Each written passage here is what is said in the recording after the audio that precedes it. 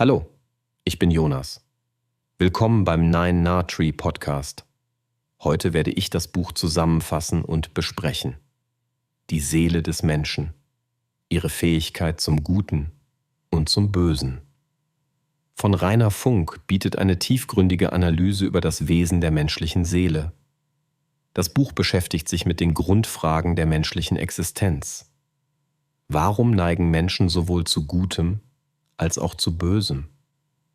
Funk, als bedeutender Psychoanalytiker und Nachlassverwalter Erich Fromms, baut auf den Erkenntnissen seines großen Vorbilds auf und beleuchtet aktuelle gesellschaftliche wie individuelle Tendenzen. Sein Werk zielt darauf ab, die seelischen Motive und Kräfte zu ergründen, die unser Verhalten bestimmen. Dabei wird nicht nur ein philosophischer Ansatz gewählt, sondern auch eine spannende Verschränkung mit psychologischen und soziologischen Erkenntnissen hergestellt. Funk geht der Frage nach, wie Menschen in unterschiedlichen Situationen zu moralisch gutem Handeln fähig sind und wie dieselben Personen unter anderen Umständen destruktive oder gar böse Taten vollbringen können.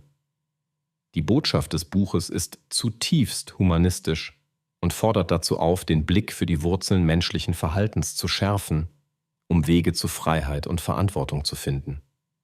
Mit vielen Beispielen, Fallstudien und Analysen verhilft der Autor Lesern dazu, sich selbst und ihre Umwelt besser zu verstehen.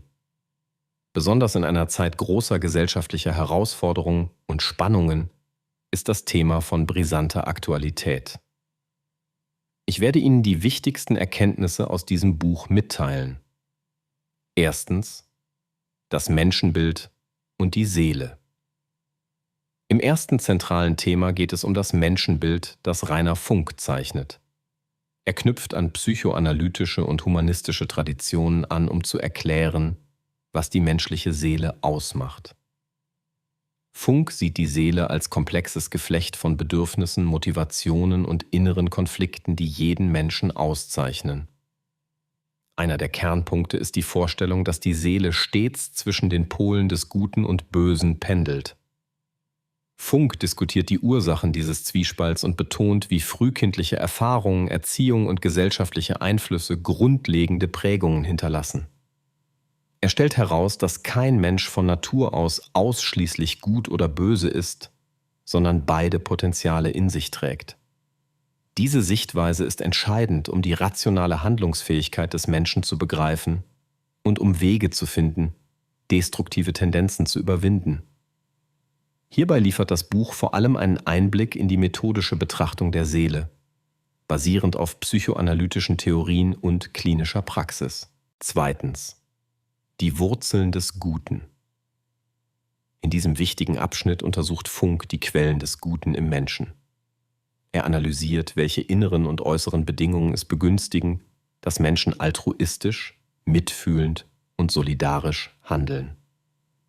Laut Funk sind Bindung, Empathie und die Fähigkeit zur Liebe zentrale Faktoren, die gutes Handeln ermöglichen. Besonders betont er die Bedeutung sicherer frühkindlicher Bindungen, die Menschen die notwendige emotionale Sicherheit geben, um soziale Verantwortung zu übernehmen. Darüber hinaus geht es um die Rolle von Bildung und sozialen Vorbildern. Funk zeigt auf, wie gesellschaftliche Strukturen positiven Einfluss nehmen können, indem sie gerechtigkeitsfördernde und empathische Werte vermitteln.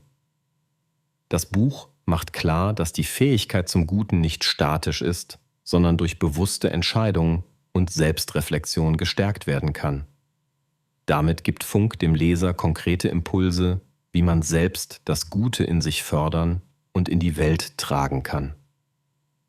Drittens, die Dynamik des Bösen. Ein zentrales Thema ist die Analyse des Bösen. Funk beschreibt differenziert, wie und warum Menschen destruktive, gleichgültige oder gar grausame Taten begehen können. Er legt dar, dass das Böse selten eine Folge von innerer Monstrosität ist, sondern vielmehr aus gefestigten Mechanismen der Entfremdung, ungelösten Angstkonflikten und unbefriedigten Bedürfnissen erwächst. Insbesondere Isolation, Ohnmachtsgefühle und ideologische Manipulation können dazu führen, dass Menschen ihre Mitmenschlichkeit verlieren. Auch die Rolle kollektiver Dynamiken und Gruppenzwänge wird umfangreich behandelt. Funk analysiert anschaulich, wie gesellschaftliche Entwicklungen und historisch-politische Konstellationen destruktive Energien fördern. Die Fähigkeit, das Böse zu reflektieren, betrachtet er als zentral für persönliche und gesellschaftliche Entwicklung. Seine Analyse führt zu einer verantwortungsvollen Haltung gegenüber eigenen Schwächen und gesellschaftlichen Missständen. 4. Freiheit und Verantwortung. Ein weiterer wichtiger Fokus liegt auf dem Spannungsfeld von Freiheit und Verantwortung. Funk argumentiert, dass ethisches Handeln nur dann möglich ist, wenn Menschen die Freiheit besitzen, zwischen verschiedenen Optionen zu wählen und Verantwortung für ihre Entscheidungen zu übernehmen. Er zeigt, wie Ängste, Zwänge oder autoritäre Strukturen die Freiheit des Einzelnen beschneiden können. Gleichzeitig hebt er hervor, dass echte Freiheit stets mit der Bereitschaft verbunden sein muss, für eigene und gesellschaftliche Folgen einzustehen. Das Buch liefert praxisnahe Überlegungen, wie Individuen den Weg zu mehr Freiheit und Mündigkeit finden können. Durch Selbstreflexion, Bildung und die bewusste Auseinandersetzung mit den eigenen Motiven.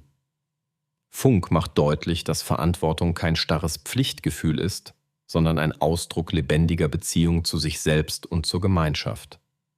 Schließlich Wege zu einer humaneren Gesellschaft. Abschließend widmet sich Funk der Frage, wie individuelle und kollektive Entwicklungen zu einer besseren Gesellschaft führen können.